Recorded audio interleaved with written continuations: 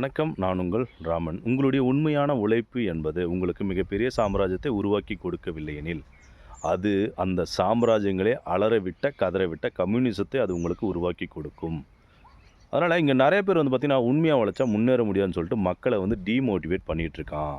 நீங்க டீமோட்டிவேட் பண்ணிட்டுருக்கிற இந்த உண்மை தான் உலகம் முழுசும் பரவி, பல சாம்ராஜ்யங்களை அதாவது அசைக்க முடியாத சாம்ராஜ்யங்கள அலற விடுது, கதற விடுது.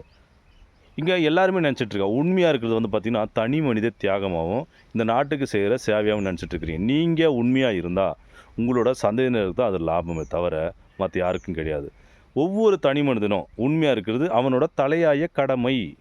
அதனால தான் கம்யூனிஸ்ட்ல இருக்க எல்லாருமே பார்த்தீங்கன்னா, தோழர்கள் அப்படின்னு சொல்லுவாங்க. அதுக்கு என்ன அர்த்தம்னு தெரியுமா?